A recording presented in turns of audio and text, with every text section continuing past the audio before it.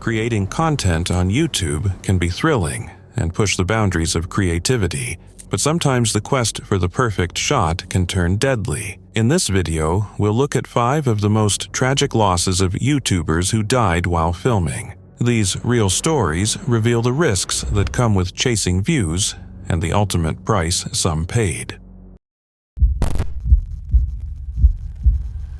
On July 3, 2018, an adventurous day at Shannon Falls in British Columbia took a heartbreaking turn when 3 famous YouTubers from the High on Life travel group tragically lost their lives. Riker Gamble, Alexi Liak, and Megan Scraper were known for their jaw-dropping travel content that inspired millions to chase thrills and live life to the fullest.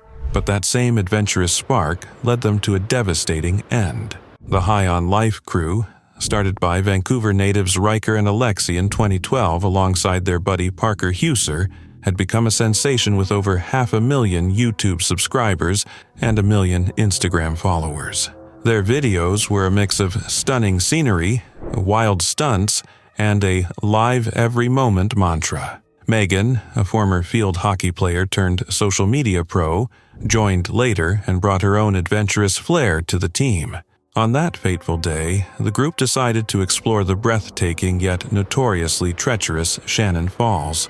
Standing at a towering 1,099 feet, it's the 3rd highest waterfall in British Columbia, and as slippery as it is stunning. While swimming in one of the pools at the top, Megan tragically slipped on the wet rocks and fell into the powerful currents. Without hesitation, Riker and Alexi jumped in to rescue her, but the waterfall's strength was overwhelming. In a matter of moments, all 3 were swept over the edge, plunging nearly 100 feet. Witnesses watched in horror as the scene unfolded. Emergency teams, including the RCMP and Squamish Search and Rescue, arrived quickly, but faced immense challenges navigating the dangerous terrain and raging waters. After hours of effort, the bodies of Riker, Alexi, and Megan were recovered, leaving their fans and loved ones shattered. Social media exploded with tributes as fans celebrated their adventurous spirits and mourned their untimely loss.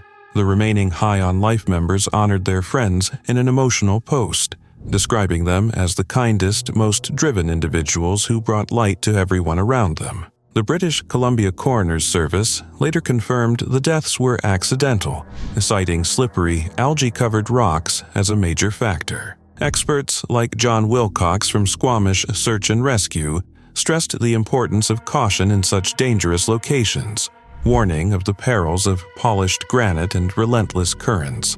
This tragedy also sparked discussions about the risks taken by extreme content creators. The High on Life group had faced backlash in the past, including a hefty fine and a 5-year ban from U.S. federal lands after a controversial stunt in Yellowstone. Yet their fans stood by them, inspired by their message of fearless living. In one of Riker's final Instagram posts, he urged followers to cherish every moment, a sentiment that continues to resonate deeply. The loss of Riker, Alexi, and Megan left a gaping hole in the YouTube adventure community. While their legacy of inspiring exploration lives on, their story serves as a sobering reminder of the fine line between adventure and danger. Shannon Falls, beautiful but unforgiving, is a poignant symbol of that delicate balance.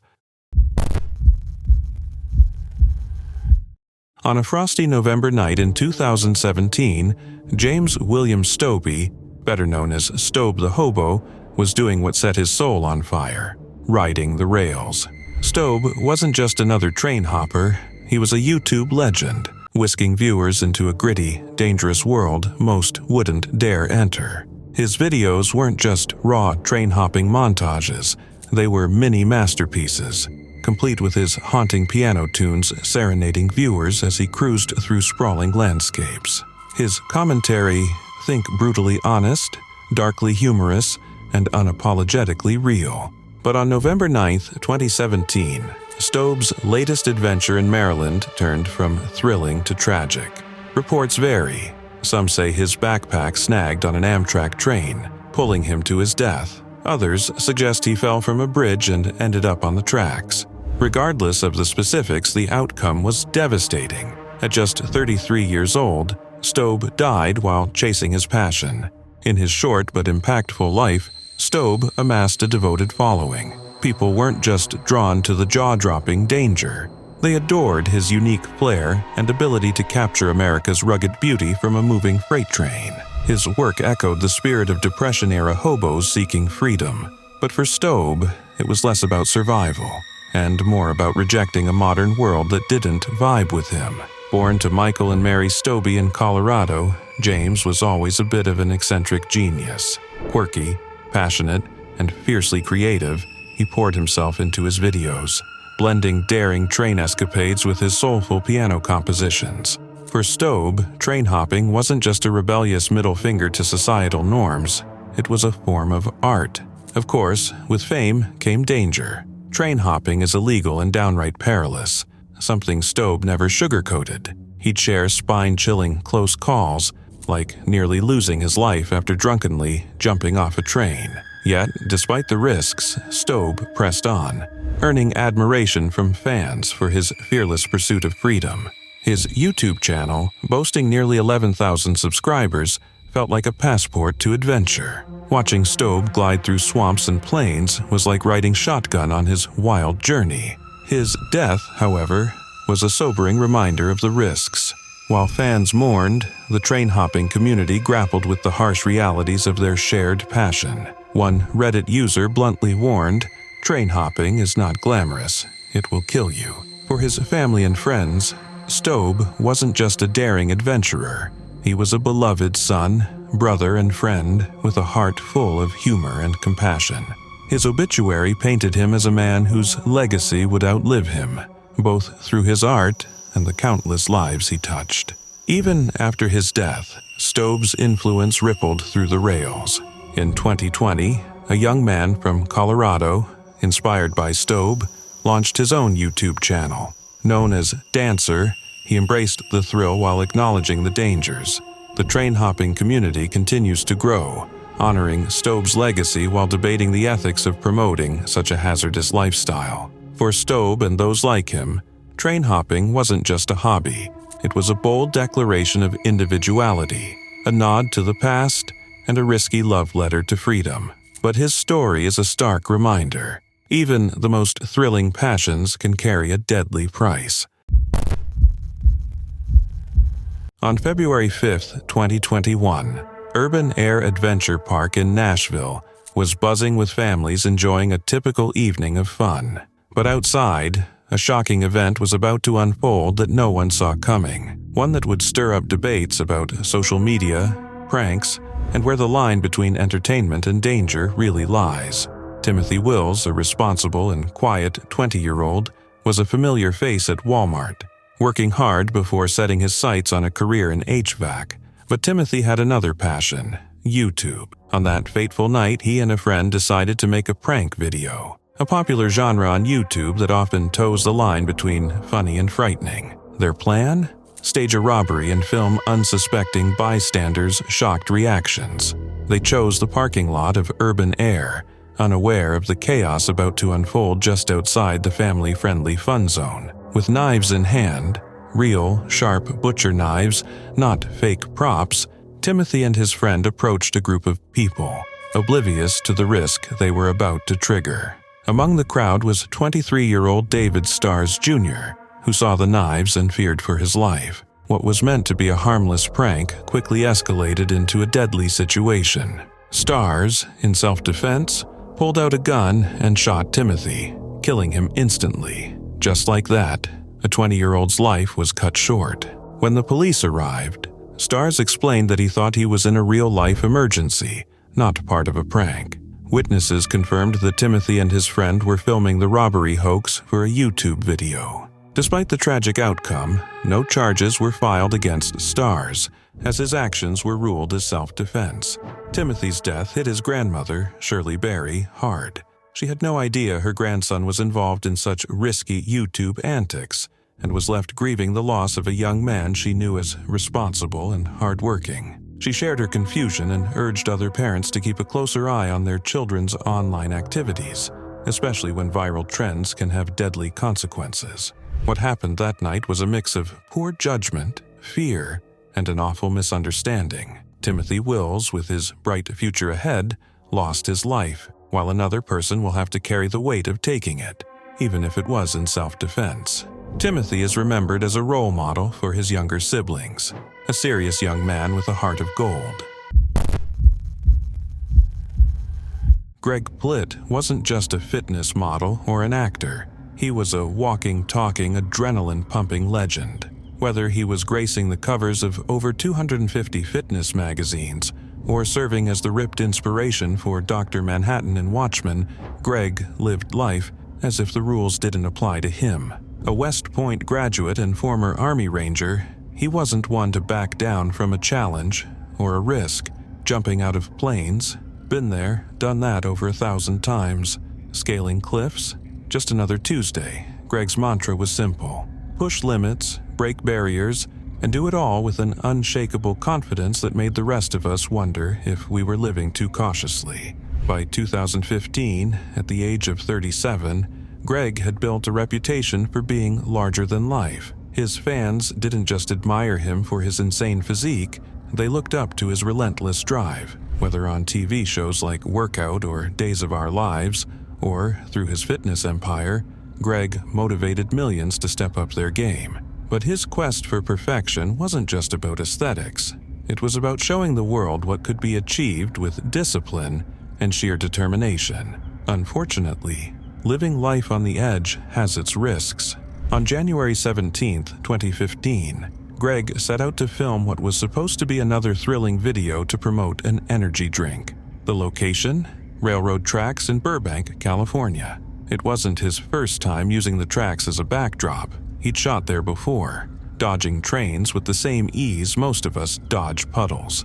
But this time, things took a devastating turn. As the cameras rolled, Greg began running alongside the tracks, exuding his usual energy and confidence. He likely believed the approaching train was on a parallel track. After all, he'd faced far riskier situations before. Why would this be any different? But the train's horn wasn't a warning from afar. It was a deafening signal of imminent danger. By the time Greg realized he was on the same track as the speeding southbound Metro link, there was no time to escape. Despite his attempt to get out of harm's way, the train struck him, ending his life in an instant. The tragedy was caught on the train's onboard cameras, leaving no room for speculation. It was a heart-wrenching accident. The news hit hard. Greg's fans, friends, and family were left grappling with the loss of a man who seemed invincible. His girlfriend, Christina Steichel, tearfully explained that he was simply trying to get the perfect shot, a sentiment echoed by those who knew him best. Greg wasn't reckless for the sake of it. He was chasing excellence, as he always had. It was a drive that inspired others to be their best selves, even as it led him to one risk too many. In the days that followed, investigators pieced together what had happened. The shoot, conducted without permits or safety precautions, had taken place on a restricted section of the tracks. It was a sobering reminder that even someone as experienced and skilled as Greg wasn't immune to the dangers of pushing physical limits. His death underscored the importance of balancing ambition with caution, something that's easier said than done when you're wired to embrace the thrill of the unknown. Greg's story is a cocktail of inspiration and caution. On one hand, he represented the pinnacle of human potential, a disciplined, hardworking man who achieved greatness in every field he touched, from his military service as an Army Ranger to his dominance in the fitness industry. Greg showed what was possible when you gave life your all. He didn't just talk about motivation, he lived it, whether through his intense workout videos, his social media posts, or his presence on TV. But his untimely death serves as a poignant reminder that even the most extraordinary individuals can fall victim to the ordinary dangers of life. It's a sobering thought for those of us who idolized his larger-than-life persona. Yet, it doesn't diminish the impact he had. Greg Plitt left behind a legacy of inspiration, grit, and a fiery passion for living boldly. His story is both a celebration of human potential and a cautionary tale about knowing when to rein it in. October 29, 2024, Northern Sweden. Enter Storm Deule, a 22-year-old Belgian adventurer, YouTuber, and self-declared master of the wild. With his trusty camera and a knack for survival, Storm wasn't just exploring nature, he was conquering it, one video at a time. His YouTube channel, Storm Outdoorsy, was a mix of jaw-dropping landscapes, practical outdoor hacks, and that one-of-a-kind vibe that said, "Yeah, I just hiked 10 miles in sub-zero temperatures. No big deal." His 100 subscribers weren't just fans. They were along for the ride, virtually, of course. Storm preferred the company of trees over people. This time, Storm had taken his Peugeot 307 on a wild road trip to Lapland's remote Yuk region. Think vast, untouched wilderness. The kind of place where Google Maps just gives up and tells you, good luck. For Storm, this wasn't just an adventure, it was home. As his dad put it, he felt more at ease in the wild than in a room full of people. But on this particular October day, Mother Nature had other plans. The weather turned on a dime, unleashing a blizzard that could have been scripted by a disaster movie director. Temperatures plummeted to -6 degrees Celsius, -8 degrees Celsius with wind chill, and snow blanketed everything in sight.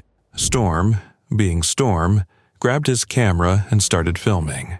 In his last video, snow was seeping into his boots and backpack, but he shrugged it off, quipping that the worst was still to come. If there were a survival YouTuber Hall of Fame, he'd be a shoo-in. Later that evening, he sent a message to his grandmother, reassuring her despite the chaos outside. "It's snowing like crazy, but don't worry, I'll survive," he wrote. Classic Storm, turning life-threatening weather into a casual update. Tragically, those would be his final words. By 2 a.m., things went from bad to worse. Injured and in immediate danger, Storm sent an emergency distress signal to Swedish rescue services. Unfortunately, the raging blizzard made rescue missions impossible. With no help coming, Storm did what any survivalist worth their hand-warmers would do. He tried to trek back to his car, parked 9 miles away. His tent was likely lost in the storm, leaving him to battle brutal winds, knee-deep snow, and freezing temperatures on foot. By morning, the storm had calmed just enough for rescuers to begin their search. At 10 a.m., they found Storm's body along the route to his car, far from where his tent had been. His nearly empty backpack held only a sleeping bag and a toothbrush, a heartbreaking detail that underscored just how desperate his final hours must have been. A broken nose suggested he'd fallen during the night, while frostbite and exposure told the rest of the grim tale. Storm's family was devastated. His mother, Elizabeth Raidmaker, spoke about the agonizing wait for news, holding on to hope until it was shattered by the worst possible outcome. Imagining her son's final moments, she said, was unbearable. "He must have suffered so much," she said, her voice heavy with grief. His father, Boat, described Storm as a quiet but determined soul who found peace in the wilderness. And then there was the missing camera. For Storm, his camera wasn't just a tool, it was his voice, his way of sharing his wild world with others. Losing it in the storm was like losing a piece of him. Bout, ever the determined father, has already made plans to return to Lapland in the spring, when the snow melts, to search for the camera and other belongings. Finding that memory card, he hopes, might provide a glimpse into Storm's final moments and help the family piece together his last adventure. Storm's story drew comparisons to Into the Wild, the tragic tale of Christopher McCandless, who also sought freedom in nature, but met a similar fate. But Storm's family is clear. They don't want him to be seen as a cautionary tale or a hero. They want people to remember him as he was, a quiet, thoughtful adventurer who lived life on his own terms and found joy in the simple beauty of the great outdoors. Storm's final journey serves as a powerful reminder of nature's duality. It's breathtakingly beautiful but also unforgiving. His videos, filled with stunning landscapes and survival wisdom, stand as a lasting legacy, capturing the adventurous spirit of a young man who lived for the wild. For his family, the mission is clear: preserve Storm's memory by uncovering the last pieces of his story. And for the rest of us, it's a lesson in respect for nature, for its power, and for those who dare to embrace it, even when the odds are stacked against them. Storm Deule may have left this world, but his spirit continues to inspire.